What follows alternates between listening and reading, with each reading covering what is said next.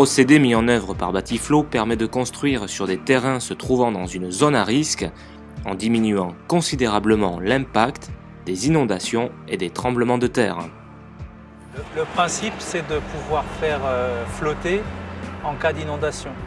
Donc on fait flotter des routes, des parkings, des constructions, d'habitation ou autres, en utilisant des caissons qui sont faits à la fois pour faire des caissons flotteurs et donc des coffrages perdus pour réaliser la dalle de béton armé.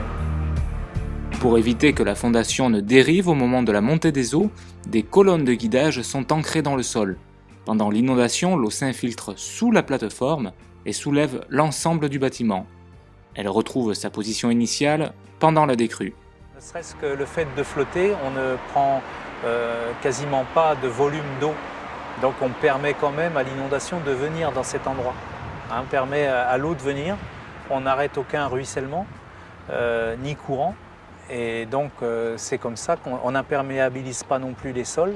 Alors on a plusieurs utilisations, on peut l'utiliser pour différents projets. Donc la philosophie, c'est de pouvoir construire en mettant en sécurité les personnes et les biens, mais on peut aussi l'utiliser dans la construction fluviale, lacustre, puisqu'on a la capacité de flotter.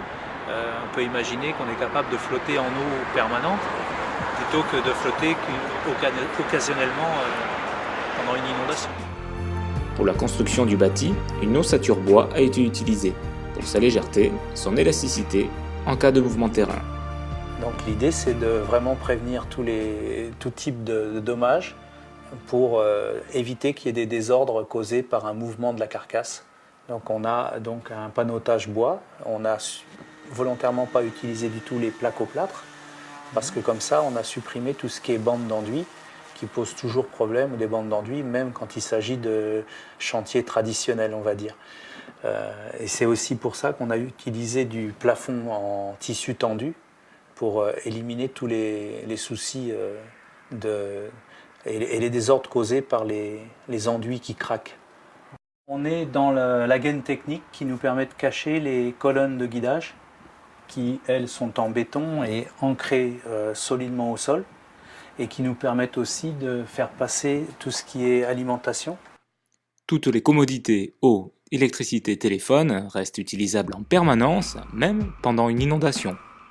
Dans le cadre d'aménagement urbain, ce système permet de composer des espaces d'absorption des crues qui protégeront à leur tour les zones urbaines en aval.